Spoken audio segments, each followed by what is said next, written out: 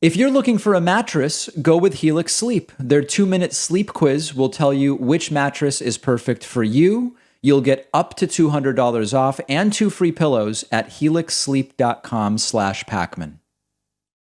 So today we start with last night's election results, which are, I'll skip to the conclusion. They're an absolute disaster for Democrats. They could spell major trouble for the Democrats and for the left, to the extent that the left exists in the United States through the Democratic Party. That's an issue we can talk about as well. There are a range of opinions about how much of a disaster last night's results are, and that's fine. But it's not good. It's not good. The big race, the major race that so many were looking at was the Virginia gubernatorial race, where the Democratic governor, Ralph Northam, who won by 9 in 2017 in Virginia, was term limited out. 2 contenders were vying to replace Ralph Northam. It was Democrat Terry McAuliffe and Republican Glenn Youngkin. Now, the polls were very tight over the last 3 weeks. I continued saying it's basically even. Could be +1 or 2 in either direction. Terry McAuliffe, a completely milquetoast Democrat, not particularly inspiring in any way, not particularly distressing in any way, other than sort of like distressing in the sense of, is this guy really going to inspire people to turn out and vote? Glenn Youngkin, on the other hand, a truly disgusting, radical Republican, playing up cultural issues as expected and as Republicans have been doing over the last many years, and Youngkin won. Youngkin won. Now, interestingly, let's put aside for a second, no Republicans are claiming fraud that I'm aware of in any of these races from yesterday, even though you had some Republicans saying it looks like Democrats are stealing votes in Virginia. And if McAuliffe wins, we'll probably say there was fraud, and now they're all silent. We can't even deal with that today because it's so absurd. But as the results came in early in the night last night, Glenn Youngkin got up to even a 10.5 point lead, I think, at one point. As the more left-leaning counties with large populations were counted, the lead tightened and tightened, but it ended up being a roughly 2-point win in Virginia for the Republican Glenn Youngkin. Now, the scary part, the question we were talking about yesterday, including on our live stream with many of our viewers from Virginia, and it's been written about extensively in the first few hours of today by all of the typical political voices, is the Virginia gubernatorial election a bellwether for 2022? Some say yes, definitely. This spells disaster for Democrats in 2022. Others say no. Some say, well, maybe somewhat, but not totally. What there is no way to deny is that, bellwether aside for 2022, when the last race for Virginia governor was won by 9 by a Democrat, and now it's won by 2 by a Republican, that's an 11-point swing in one cycle. That's not good for Democrats in Virginia, period. Now, in a moment, we'll look at the historical. It's not uncommon that in Virginia, the governor's race goes the opposite way that the White House went in the previous election. That's not uncommon, but it still doesn't bode well for 2022, even if you concede that it's a historical pattern. So we're going to talk about that. Virginia was a state that we were hoping was leaning more and more left, and Republicans won it. Republicans won it, and they won it with a really simple tactic, and this is important to understand. Democrats are not very good at messaging. It's almost cliche to say it. We've done so many interviews about it. We've talked to Thomas Frank about it. We've talked to George Lakoff. We've talked about it in so many different ways. Democrats are not very good at messaging. In particular, Republicans know the messaging that will get people to vote and that will get people to vote for them. It doesn't matter if it's based in fact. It doesn't matter if it's totally wrong. They understand, Republicans, that if they get their base angry enough and scared enough, it will motivate their voters to go to the polls. There is just no way, and I hate that. This is not even a political thing. This is almost psychology, sociology. There is no way that Democrats can get the same amount of motivation and energy to get their base to turn out by pitching green energy, equal equality of opportunity, and all these things that actually matter, compared to how Republicans do it with fear and with anger. And Republicans did it in Virginia with talk of fixing education and getting rid of critical race theory. The very same Republicans, think about the absurdity from a value standpoint. The same Republicans who claim that as a value, they don't want government doing too much, they want to limit the areas that government is even involved, they got people angry and afraid enough to go out and vote by saying, we're going to get in there and tell schools what to teach. That was a big part of Glenn Youngkin's campaign and the people around Youngkin. Interviews with voters, Republican voters in Virginia showed they were voting Youngkin, many of them, because they wanted him to deal with education and critical race theory. It's absurd. It's absurd. And it's counter to their stated values, but it worked and they won the race. Then we had the gubernatorial race in New Jersey. Now, it was believed to be a very safe seat for the incumbent Democratic governor, Phil Murphy, in the blue state of New Jersey, where Joe Biden defeated Donald Trump easily in 2022 by 16. Biden beat Trump by 16 in Jersey in 2020. And Phil Murphy did jump out to a big lead up front. But then as the night went on and we watched the results come in, the Republican challenger gained and eventually took a 2-point lead. Now, as more votes came in overnight, I just looked at it, and hopefully this is not outdated by the time you listen to today's show, but as of just 15 minutes ago, the race has not been called. And with 92% reporting, Phil Murphy is back in the lead, but by 0.06%. That's not 0.6%. It's 0.06%, about 1,300 votes, 8% of the ballots still to be counted. Now, if Democrats lose the New Jersey governorship, it's a disaster. Even if Murphy wins, but by not even less than a point, less than a tenth of a point is what the margin is right now, it's a massive swing. In 2017, Phil Murphy won by 15 points in New Jersey. Then Biden won easily in 2020. And now Phil Murphy's trying to eke out a win by a tenth of a point as of 15 minutes ago. So no matter who wins, Republicans closed a massive gap in a very, very blue state. That also doesn't bode well. If you were of the mindset, well, Virginia doesn't tell us much by itself. Well, it's not by itself. Look at Virginia and New Jersey. And then what else? We're going to talk about more of the results on the bonus show today.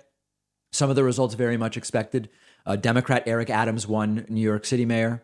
Left-leaning candidate Michelle Wu won Boston mayor. And then, not surprisingly, self-described socialist India Walton did not win the Buffalo mayorship, lost by a lot, by 17 points to a write-in candidate. I know that many progressives were very interested in that race. It is not super shocking to me that a self-described socialist did not get elected mayor of Buffalo, New York. Joe Biden won Buffalo easily, but Democratic voters are not necessarily socialist voters, and that's not shocking there. And we'll look at some of the other results on the bonus show today. Now, I do think it's important to restate that in a lot of ways, this was a turnout victory for Republicans.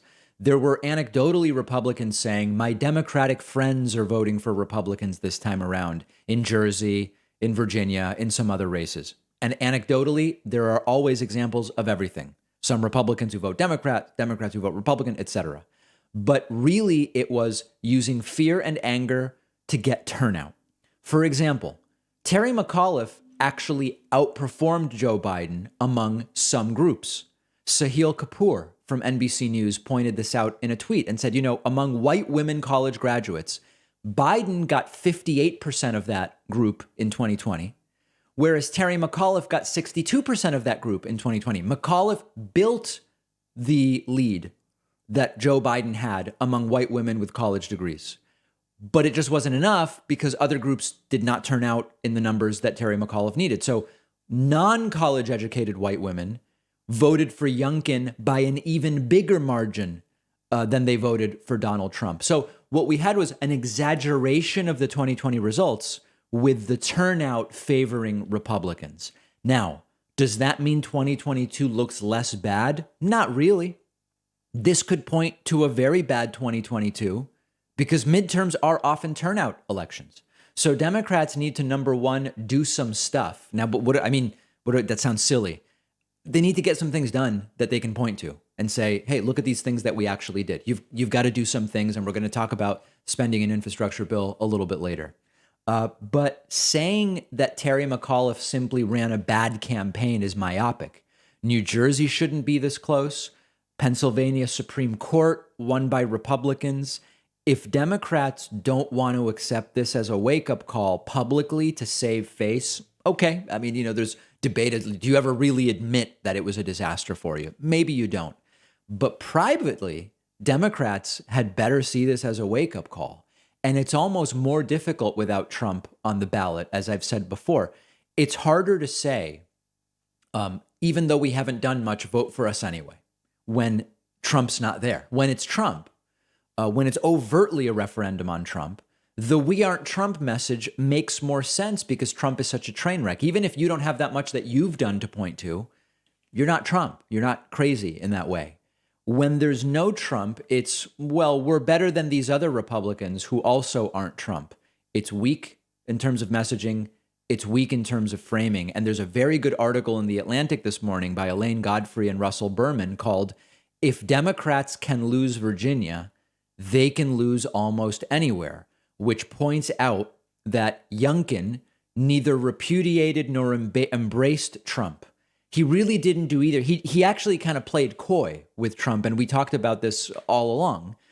And Republicans ended up winning that race. Now, let me now, after everything I've said about how disastrous this could be, let me just present to you the least disastrous interpretation, just so you know that there is one, and it would be the following. It's really common that in Virginia, the governorship goes to the opposition party when there's a new president. So when Carter won in the next election, Virginia gubernatorial went to Republicans. When Reagan won, it then went to Democrats. When Bush Sr. won, it then went to Democrats. When Clinton won, it switched to Republicans. When George W. Bush won, it switched to Democrats. When Obama won, switched to Republicans. And now, same with Trump, switched to Democrats. And now we have Biden wins and it switches to Republicans. So if you want to point to that and say that's how Virginia works, it's not really a big concern. You can find a justification in the history to make that claim. But with the New Jersey numbers not looking good, and with some of these other things not looking good, I certainly wouldn't be taking that chance. And it's a completely plausible scenario. Can't yet say likely. A lot of things need to happen. We've got a year until the 2020 midterms, which I think are really going to get going in late February, early March. It could be an absolute bloodbath for Democrats in 2022. If Biden then does not run for re-election, which is plausible, and then you've got, like a not super popular Kamala Harris as the nominee, there could be a scenario, and I always want to balance being realistic, but not being alarmist, but not downplaying things. We could have a scenario where 2022 is a disaster for Democrats, 2024 is a disaster for Democrats, and you end up with Democrats trying to take control back of something in 2026 after Republicans have gotten a lot of opportunity to do some serious damage to this country, damage that will take, to 2030 to start undoing. I mean, it's a grim and dark potential path. And that's why it's important to see every single one of these elections in context. So let me know your thoughts. Let me know your interpretation. We're going to have more on some of the minor races on today's bonus show, which you can get access to by becoming a member at joinpacman.com. And you can find me on Twitter at dpacman and let me know your interpretation, your analysis of yesterday's election results. I'm really excited that one of our sponsors today is Helix Sleep. I sleep on a Helix mattress at home. I absolutely love it. And that's why I reached out to them about sponsoring the David Pakman Show. Buying a mattress in the past was always a huge guessing game for me. I didn't know what I actually needed. I didn't know what I would like. But Helix has a sleep quiz on their website. You tell them your body type, your sleeping position, your back pain issues you might have, and their tool matched me with a mattress that is perfect for me. It's cool enough at night. It's the right firmness. I generally just do way better sleeping these days because of the mattress. Helix was awarded #1 best overall mattress for the last 2 years by both GQ and Wired Magazine. It is well-deserved, I can tell you firsthand. Every Helix mattress comes with a 10-year warranty. You can try the mattress risk-free for 100 nights, and they will even come pick it up at your house if you don't love it, but I know you will. All of my viewers will get up to $200 off your order, and you'll get 2 super premium pillows for free when you go to the link right underneath this video. All right, welcome back, everybody. Remember, we do depend on your support to run our program, to fund all of the things we do, pay salaries, pay for equipment, pay for connectivity, pay for benefits for employees, which I always want to be a good employer and providing. You can grab a membership at joinpacman.com. You can use the coupon code felony21 to get a discount. It's a big discount. It's a very big discount, and you'll get access to the daily bonus show as a member. You can sign up at joinpacman.com. So for this week's COVID update, we usually do this Tuesday or Wednesday. I actually do not have news for you that daily cases have continued down in the United States for weeks and weeks and weeks, really since the start of September. I've been telling you weekly, hey guys, good news. US cases are declining all the way down last week to cases being down 59% from the peak during the Delta wave. But sadly, this week, over the last week, cases are still down relative to that Delta peak, but no more than they were last week. They basically flattened. We're down 59% from the Delta peak.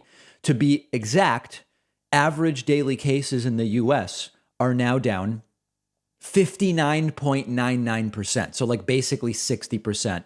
Not a big change from last week's number of 59%. So for whatever reason, and we'll talk about maybe why, cases have leveled off a bit in the United States. Now, 60,000, if we're declining, 60,000 is, better than 100,000, better than 160,000, where we were at the peak of the Delta wave. As an endemic flat level, if cases are going to steady at 60,000, that's not going to cut it for getting back to what we would call normal. It's just way too high a level. The good news is that deaths have continued down over the last week, maybe not surprisingly, because deaths tend to lag cases on about a 3 to 4 week delay. Deaths in the US now down about 45% from their Delta peak, which was close to 2,000. Now we're seeing about 1,050, 1,100 COVID deaths per day in the United States. About a third of where we were at the very worst peak in January of 2021, but way, way too high to be anywhere near what we would call a normal situation. Remember that in a typical flu season, US flu deaths average about 100 a day over the course of the year.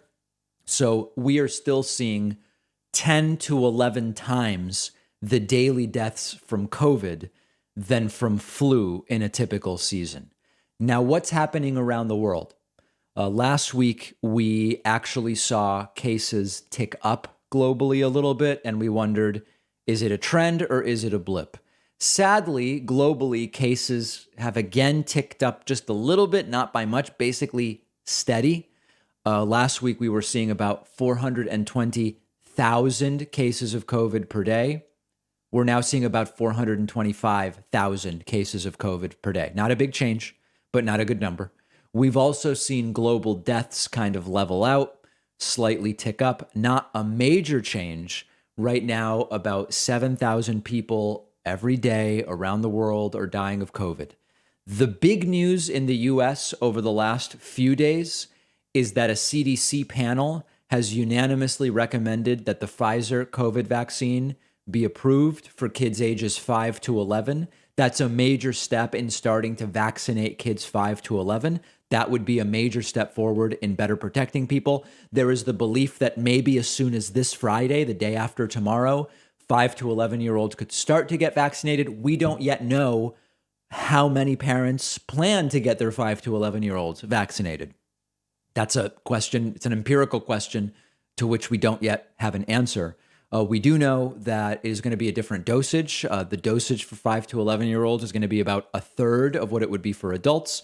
And importantly, you may have read, you may not, the way that these doses are distributed for adults and 12-plus-year-olds is in vials that contain multiple vaccines. At one point, it was 5 with sort of a little extra There was approval for a 10-dose vial, and you fill the syringe with the appropriate amount. From what is being said so far, in order to avoid any confusion, not only is the dose 1/3 for 5 to 11-year-olds, but the vials will be different, just so there's no confusion whatsoever about this is the adult vial, and you take X amount. You will have a different sized vial, differently labeled, when it's for the 5 to 11-year-old. So not only do you put a different amount in the syringe, but it will be coming out of a different vial, all meant to reduce confusion. So that's going on. The other news that a few of you sent me, which I don't think there's really any reason to panic right now. It doesn't sound good. The headline is that there's a potentially faster spreading Delta variant, AY4.2, which has now been spotted in 8 states. Before people flip out, it is believed that AY4.2 spreads faster than the main Delta variant, but there is no evidence at this time that it causes more severe illness. Vaccines remain effective against the AY4.2 variant. And in addition to that, there is no evidence at this time that it is going to become a dominant variant anyway. It's a sublineage. It's staying as a very small fraction of circulating cases, and it's been around for weeks, but it is being studied. It's sort of a descendant of the Delta variant. I may get my 3rd dose this weekend. Netherlands recently announced everyone will be able to get 3rd doses, including people under 60. I spoke to my doctor about it. My doctor said, right now, it's not something where I'm saying to you, sir, that's how my doctor talks to me. He says, sir. He's not saying, sir, go and get the 3rd dose for sure. But if you get it, it's fine. There's no downside. I was vaccinated with my 2nd dose at the end of February, which it's been, that's almost 9 months at this point since my 2nd dose. So I'm looking very strongly at getting my 3rd dose this weekend. Let's put it that way. That's the latest on COVID. We'll see what happens between now and next week. We have some potentially good news about the infrastructure and spending bill duo. And the news is that it appears Kyrsten Sinema's office is saying, and Senate Majority Leader Chuck Schumer seems to be confirming, that prescription drug price controls may be back in the bill. Now, on Monday, we played video and audio. I mean, it'd be weird to just play video with no audio. We played audio and video of Bernie being interviewed over the weekend, Bernie Sanders, senator from Vermont, saying, I'm still working on the prescription drug price stuff, and my hope is that we're going to be able to get it in the bill. So let's look at what we learned in the last 24 hours. Kyrsten Sinema putting out a statement. Sinema office statement on historic Medicare drug negotiation agreement. A quote from John LaBombard, Kyrsten Sinema's communications director. After Senator Sinema reached earlier agreement with President Biden to include historic Medicare drug negotiation in the reconciliation package, policies that were omitted from the initial framework at the request of members of the House, Speaker Pelosi reached out to Senator Sinema this past weekend to continue negotiations. The senator welcomes a new agreement on a historic, transformative Medicare drug negotiation plan that will reduce out-of-pocket costs for seniors, ensuring drug prices cannot rise faster than inflation, save taxpayer dollars, and protect innovation to ensure Arizonans and Americans continue to have access to life-saving medications and new cures and therapeutics. We also thank Representatives Peters and Schrader for their work on this historic agreement. So there were questions like, what the hell is going on here? We then heard from Senate Majority Leader Chuck Schumer agreeing they are doing this. Let's go to some clips of Chuck Schumer. I'm pleased to announce that an agreement has been reached to lower prescription drug prices for seniors and families in the Build Back Better legislation. Fixing prescription drug pricing has consistently been a top issue for Americans year after year, including the vast majority of both Democrats and Republicans. Continuing was Chuck Schumer to say more specifics about what it is that's been negotiated and the direction things may be going here. By empowering Medicare to directly negotiate prices in Part B and Part D, this deal will directly reduce out-of-pocket drug spending for millions of patients every time they visit the pharmacy or doctor. It will cap out-of-pocket spending at $2,000 per year, ending the days where a life-changing diagnosis could mean thousands upon thousands of dollars in new expenses. Okay, so some specifics there. and then just a few more details here from Senate Majority Leader Chuck Schumer. And Senator Sinema Right. has told me she supports this agreement. So I think we're there. It's not everything we all wanted. Many of us would have wanted to go much further. Yeah. But it's a big step in helping the American people deal with the price of drugs. Right. So, I mean, listen, should we be happy that something related to controlling prescription drug prices is presumably going to be in the bill? Yes. Yeah. I mean, we could be happy about that. That's okay. That's reasonable. Should we be furious that this was even a debate and that it's one of the many things in addition to paid leave, more environmental regulation, all the different things we talked about, Medicare expansion that was pulled from these bills? Yes, it's dystopian and disturbing that we're even having these negotiations today. No question about that. Should progressives still kill the bill, as I suggested last week? Maybe they should do. Listen, you guys know that I'm the ultimate pragmatist. In the past, I've taken heat for saying, don't kill a bill because it contains some good stuff. Last week, I said, the bills have now been so gutted, maybe it is time to kill the bill because what we mostly have are sort of like infrastructure slush funds for corporations, et cetera. And I said, maybe it is. And then a bunch of people became furious for me saying, yeah, real pragmatic, Pacman, killing a bill that actually has stuff in it that makes sense. My position at this point is, if this can be passed soon in the next few weeks so that it's truly done before the House and Senate recess for the end of the year, and it does have some climate-related elements in it, and it does have some worthwhile infrastructure spending, and it now has some, although not nearly what we would like to see, prescription drug price controls, I say pass it. But I think whether the individual bill is killed or passes as it would likely pass, given what we understand about it now, it's not going to be enough to save Democrats in 2022. So on balance, would I rather some things be passed than not? Yes, I would. Is it potentially even going to be like a Pyrrhic victory for Democrats to some degree? Yeah, it may be. It's not going. I mean, listen. We looked at what happened yesterday with the results. Passing a milquetoast bill is not going to be nearly enough to motivate Democratic voters in a year to vote in the November of 22 midterms, compared with the effectiveness that we know the fomenting of anger and the fomenting of fear on cultural issues by Republicans will have on their electorate. So pass the bill, sure. I'm not going out there and saying kill it. It's just more an exercise in frustration as to how long this has been going on and how much weaker and weaker and weaker the bill is. Now it's gotten slightly less weak with the addition of the prescription drug controls. Okay, pass it, fine. But if anybody thinks this is what's going to save Democrats in 2022, oh, no. And yesterday's election results across the country should be a reminder of that. We're going to take a quick break. We'll have more coverage of this on the David Pakman Show Instagram, which you can find at David Pakman Show. You can find me on Instagram at david.pakman. After the break, we'll be talking about a new poll from the PRRI, Public Religion Research Institute, I believe it is, telling us that 30% of Republicans now openly support using violence to achieve their political goals.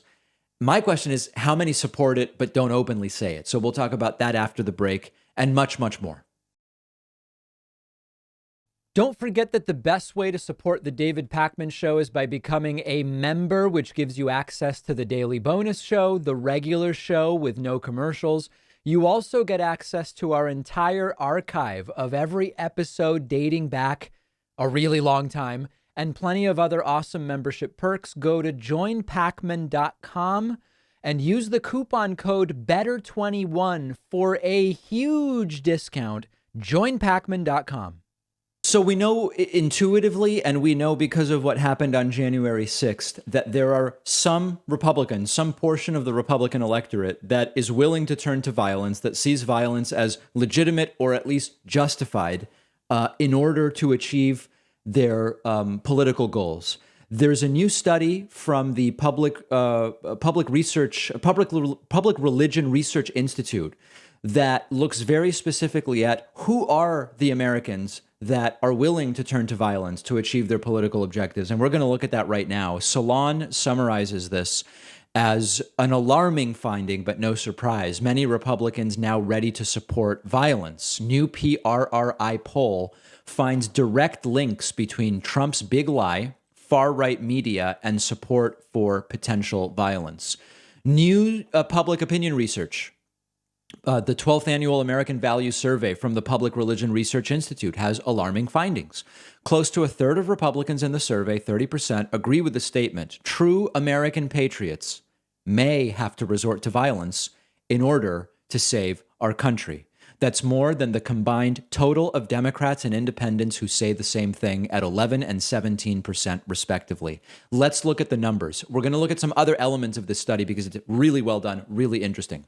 The question was, how do you agree with the statement? True American patriots might have to resort to violence in order to save our country per party affiliation and selected attitudes. So, first of all, almost 1/5 of Americans do believe that true American patriots might have to resort to violence to save their country. All right. 18% of Americans say yes. The largest group by party identification is Republicans. 30% of Republicans believe violence may be justified to save the country. What's very interesting is that if you look at their media consumption, the Republicans who trust mainstream news, only 22% believe they may need to turn to violence. Of the Republicans who most trust Fox News, the number goes up to 32% believe they may need to turn to violence. And if Fox News is too liberal for Republicans and they only trust far-right news, presumably stuff like Newsmax, OAN, and conspiracy stuff, then a full 40% of them, 40% believe that violence may be justified, which is stunning. Now, 17% of independents and about 1 out of 10 Democrats also believe the same. And in terms of specific beliefs, if you believe that the 2020 election was stolen from Donald Trump, there's a 4 out of 10 chance that you also believe violence may be necessary or appropriate. If you believe God has granted America a special role in human history, 27% chance. Okay, so those are very, very disturbing numbers for one very specific reason. There are 30% of Republicans willing to admit in a poll that they would be supportive of violence. How many Republicans would be supportive of violence but aren't willing to admit it in a poll? It's some number for sure, and I don't know exactly what that number would be, but that's also a significant concern. Now, there's lots of things to look at in this study. Just a couple of others in terms of attitudes, and I encourage you to check. We're linking to this. Check out the entire study. One interesting question that was studied is, has the U.S. always been a force for good in the world? And has there never been a time you were not proud to be an American? So overall, 74% of Americans believe America has always been a force for good in the world.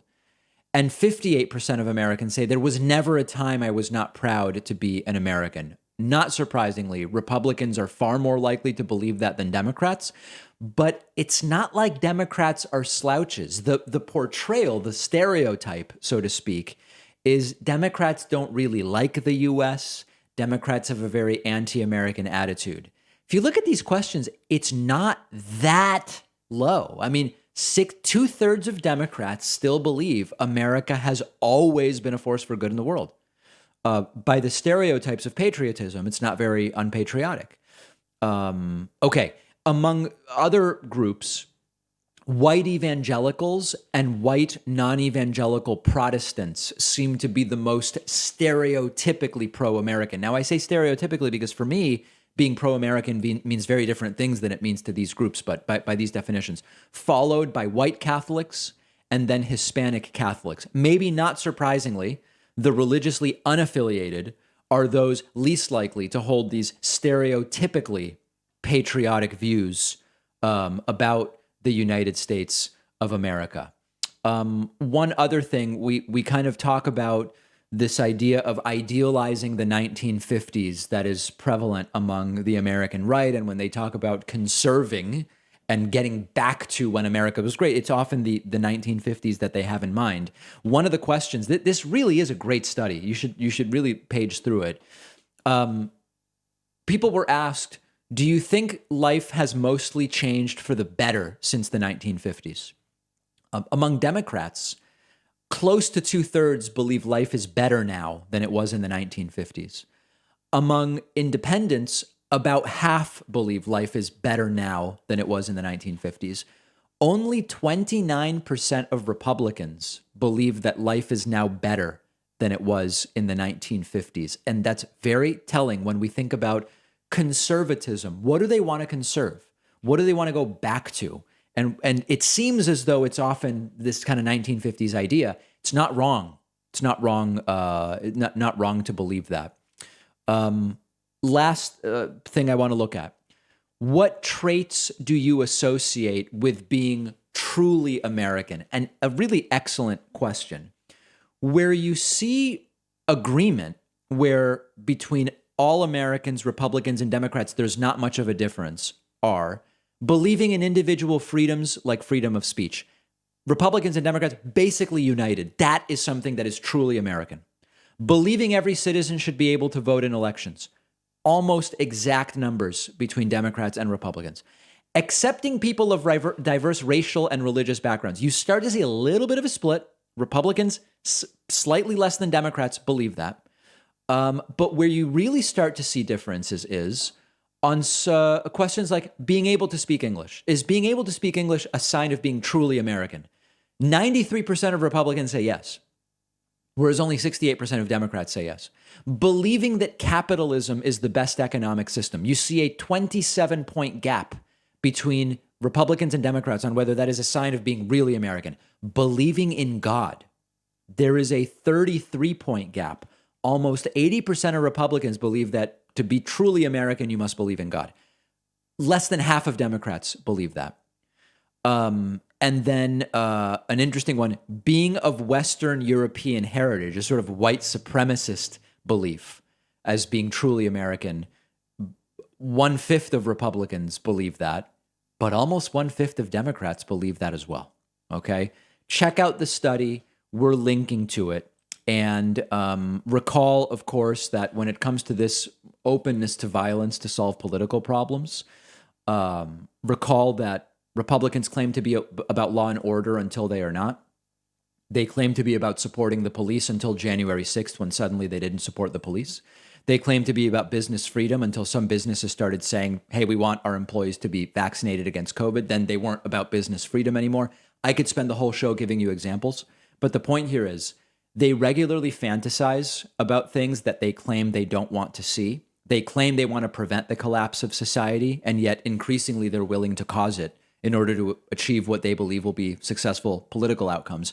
I continue to see January 6th as a sort of trial for more violence in the future. There have barely been consequences for the rioters so far, starting to see some. No consequences for the inciters, including members of Congress, Trump staffers, Trump himself. And so it shouldn't come as a shock to us that the number of Republicans willing or who believe violence may be appropriate to achieve political gain is as high as it actually is. So send me your thoughts on that. Here's an interesting story. There's a group of fed up Republicans in Texas that are buying billboards that say Trump lost. These are Republicans who don't like the big lie Republicans, apparently.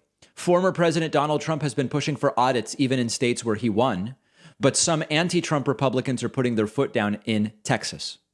My San Antonio reports that 3 billboards have sprung up in San Antonio that bluntly declare Trump lost, while at the same time demanding no more audits of the 2020 election in their state. Remember that Republican Governor Greg Abbott announced, we're going to audit 4 counties or something like that. Remember, Trump won Texas, but lost overall.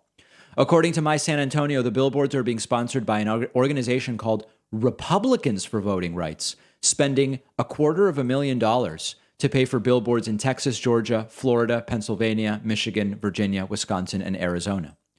A Trump-backed audit in Arizona conducted over the summer failed to prove that Trump won the state and, in fact, gave Joe Biden more votes. Despite this, Trump continues to push for more audits. I don't want to spend a lot of time on this story, but imagine needing huge signs to tell you something as obvious as Trump lost. But they do. And Republicans in a lot of these states, including Texas, because there's a lot of Republicans, some of these other states, because Republicans in those states have become convinced that Trump actually won those states, even though he didn't. Lots of the Republicans, I think it's important to mention, disavow this one fairy tale. There are tens of millions, I would estimate, of Republicans who disavow the fairy tale that Trump actually won. But they fully believe other Republican fairy tales. They believe trickle-down economic works. They believe the national debt should be thought of just like household debt.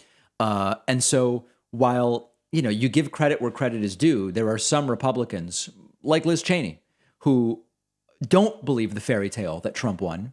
They believe many other fairy tales that are basically just as destructive to the United States. Also remember that lots of Republicans don't literally believe Trump won.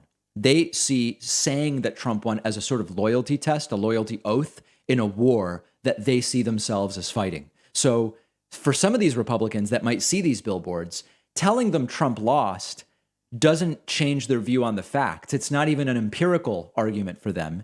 It just makes them see you as the enemy. And to these Republicans who continue to say Trump won, Republicans willing to admit that Trump didn't win are actually the enemy. Republicans can spend money doing whatever they want. In this case, it's, I guess, trying to convince other Republicans Trump didn't really win. Many of those Republicans sort of already know that. There are some Republicans who believe literally Trump won, but for many of them, it's just, this is what I say to demonstrate that I'm on the team, that I'm doing the right things, and that I'm playing the role I'm supposed to play. Send me your thoughts. We're going to take a quick break, and we'll be back with much more right after this. If you value what we do at The David Pakman Show, remember to support us on Patreon. Go to patreon.com/David Pakman Show, where you can get access to behind-the-scenes videos, the Daily Bonus Show, the commercial-free Daily Show, as well as special discounts on merch, including hats, hoodies, mugs, and T-shirts. You can support the show for as little as $2 a month. Check it out at patreon.com/David Pakman Show. Okay, let's get to a few other stories. There's been a lot of talk from Donald Trump about his record in endorsing people. And it'll be interesting to see with Glenn Youngkin winning in Virginia, how much credit Donald Trump takes. Trump taking a moment during his interview with Jeanine Pirro over the weekend to say, I endorsed Youngkin and I endorsed him strongly. I assure you, if Youngkin had lost, Trump would have said, well, I endorsed him, but he didn't really embrace me. Youngkin did win, and presumably Trump's going to take credit there. Trump's record is actually not that great on endorsements, but not only from a numbers standpoint. Trump's also endorsed some really horrible people. One such person appears to be Senate candidate Sean Parnell, who now is accused by his wife of strangling her and beating their children. There's a report in Rolling Stone about this, which says wife of Trump-backed Senate candidate Sean Parnell claims he strangled her, beat their children. Estranged wife Lori Snell also alleged the Republican candidate told her to go get an abortion. Lori Snell, the estranged wife of Pennsylvania Senate candidate Sean Parnell, testified during a court hearing on Monday, alleging that her husband strangled her. Parnell denies this, also made other claims. Her testimony, which alleged both verbal and physical abuse, took place during a hearing in Butler, Pennsylvania, in a child custody proceeding over their 3 children and their divorce case. She had previously sought temporary protective orders against Parnell in 2017 and 2018, although both were later expunged. Former President Donald Trump endorsed Sean Parnell in September for his run in the Republican primary. Parnell is vying for Pennsylvania's open Senate seat in 2022 in what's shaping up to be one of the most hotly contested Senate races next year. That is a big race. She said, he tried to choke me out on a couch, and I literally had to bite him. He was strangling me. In another incident, she claimed Parnell slapped one of the children so hard it left visible fingerprint-shaped welts. She also testified he was verbally abusive. In another incident, she alleged he forced her out of her vehicle and told her to go get an abortion. Now, that's politically relevant because on Parnell's campaign website, he states, "I am pro-life. Will always vote to protect the unborn." If true, and these are allegations, if true, it would be another instance of hypocrisy, of a gap between stated values and how they actually live in real life. In a statement issued by the campaign, Parnell denied the allegations and said he would present the truth to the court next week. Let me emphatically state, I have never raised a hand in anger towards my wife or any of our 3 children. What happened today in court was not justice, nor did it have any basis in fact or truth. Now, a lot of people will write to me, they'll say, David, how, you can't say these things happened. These are allegations which have been refuted, and that's absolutely and completely fine. I'm more interested in the reality, the undeniable reality, that these types of allegations, even when proven credible, no longer torpedo your chances, at least if you're a Republican. We've actually seen, you could argue to a fault over the last decade. The Al Franken incident is arguably one of these situations where Democrats hold their own to very different standards than Republicans. And there was a time when something like this would kill your shot at winning, and times have really changed. You could argue that a key moment in this trajectory was when the Access Hollywood tape came out with Donald Trump talking about when you're famous, they just let you do it. You just grab them by the you-know-what. Nothing happened. Nothing happened. There was a time when that could have ended a campaign.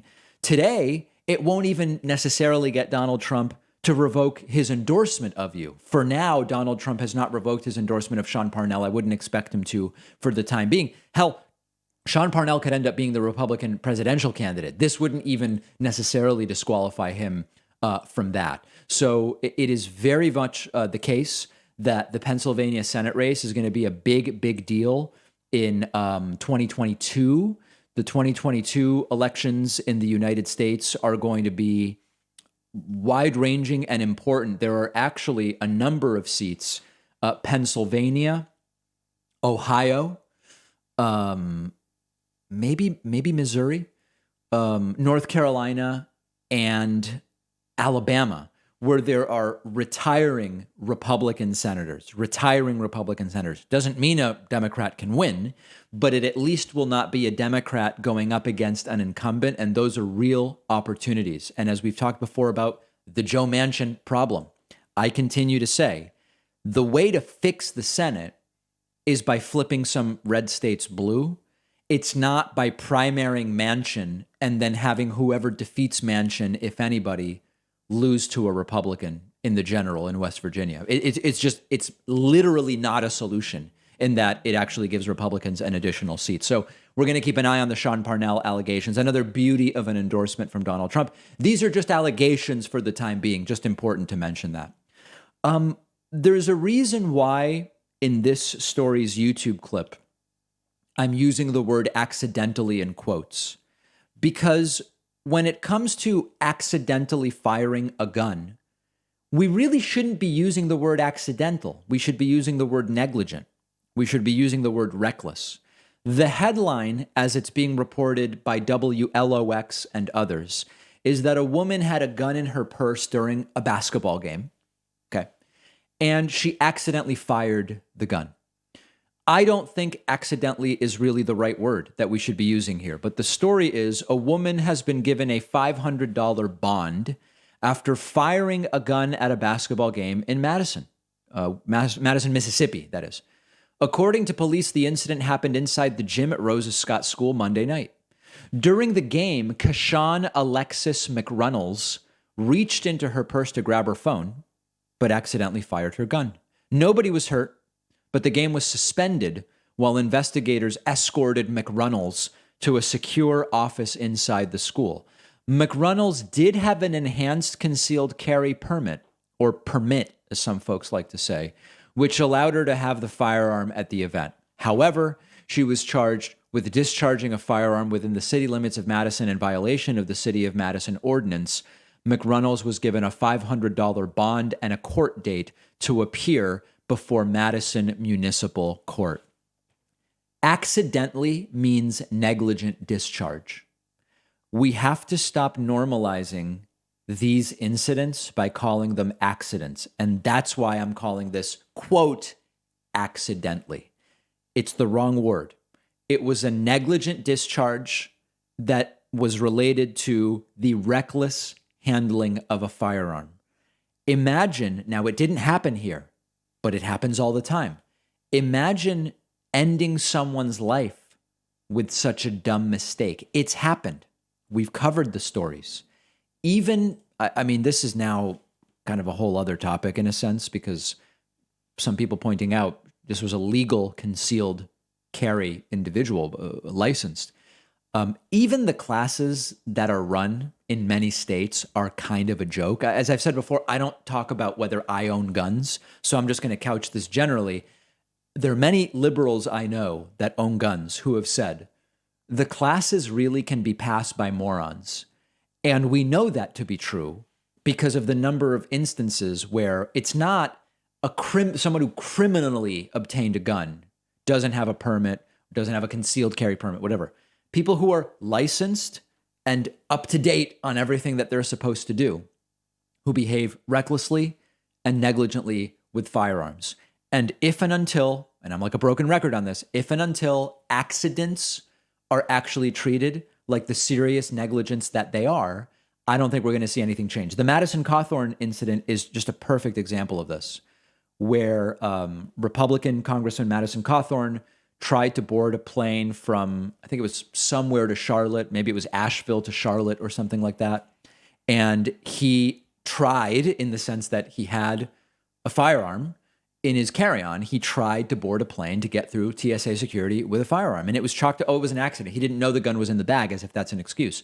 If you don't know where your firearm is, if you believe the firearm that you're responsible for, which is a huge responsibility, if you believe that firearm is in one place and it's actually in a different place, that's reckless. That's negligent. It's not an excuse to say, I didn't think it was in my bag. That's an indication that we should be reviewing whether you should even be allowed to have that gun at all. So we're going to, it's an issue we're going to continue covering. And the extent to which this is something Democrats should be running on, I've said before, I don't know that it's pragmatically speaking a good issue to win elections, particularly in places where it's very purple to reddish. But it's an issue that's not going away anytime soon. Here is an interesting voicemail about vaccination incentives. We talk about carrot versus stick. If you want to call me, you can call 219-2-DAVID-P any time of day. A few hints for voicemails. Number one, don't leave me 3, 5, 7, 12 voicemails in a row. If you do that, they almost certainly are not going to be played. That's one bit of advice. Second bit of advice, do not leave voicemails that are the full 3 minutes long. We have never played a 3-minute voicemail on the show. That's the maximum that is allowed on our voicemail system. Voicemails tend to be between 30 and 90 seconds. And number 3, get to your point quickly. And this voicemail does all of these things. It's 32 seconds long. We can hear the caller clearly, and he gets right to his point. And the question is, why are people getting rewarded for not getting vaccinated? In the sense that the longer you wait, the more likely it is you'll be offered $100 or free sports tickets or whatever the case may be. Take a listen. David, seriously, why are people getting rewarded for not taking the vaccine? Why are states giving people who haven't taken the vaccine money? Right.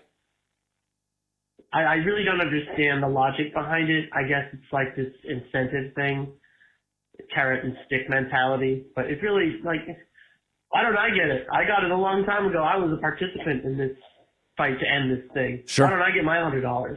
Right. No, listen, this is a good point, which is, if you did the right thing because it was the right thing to do early, you typically got no reward at all. Now, some states said, we're going to do a lottery, and no matter when you got vaccinated, you can enter to win $1 million or sometimes less, whatever. But there are many cases where the incentives, get $100, get a gift card, get whatever, they are only open to people getting vaccinated after a certain date, and it only starts because not enough people are getting vaccinated. So in a sense, it is sort of backwards in that the people eligible for the rewards are those who did not get vaccinated when they could have, and morally speaking, when they should have. I get it. It's a very good question, and it's something I continue to struggle with. At the end of the day, I don't really care because I just want people getting vaccinated. But there's no doubt that the caller makes a very good point. We have such a good bonus show for you today. I can't even put it into words. We're going to give you more results from last night's election, some of the less prominent races. We're going to talk about them on today's bonus show. Speaking of firearms, which we just did, the White House is introducing a new plan to reduce gun suicides. It's very common that whenever you want to talk about gun safety, right-wingers will always say the real issue is something else. You talk about mass shootings, they'll say the real issue is handgun homicides, not mass shootings, one-off homicides. And then you try to talk about those and they say, well, the real issue is suicides with guns. Well, these are three different issues: mass shootings, single gun homicides, and gun suicides. Each requires a different approach and different solutions. And the White House has a new proposal for dealing with gun suicides. Going to talk about that on today's bonus show. And then lastly, Marjorie Taylor Greene has, I guess we could say, quietly accrued $48,000 in fines for ignoring the mask requirement of the House of Representatives. Has she paid it? Has she paid any of it? Will she be forced to pay it? We will talk about all of those stories and more on today's bonus show. Sign up at joinpacman.com and you will get instant access. I will see you there. Or sadly, if you're not a member, we'll see you tomorrow. But I would love to have you on the bonus show. You can use the coupon code felony21. It's not really a felony to use the coupon code, but these discounts are so extreme that some in the audience imagine it's got to be illegal. This such a big discount can't be legal. It's completely legal. You can use the coupon code felony21. Get the discount. I'll see you on today's bonus show.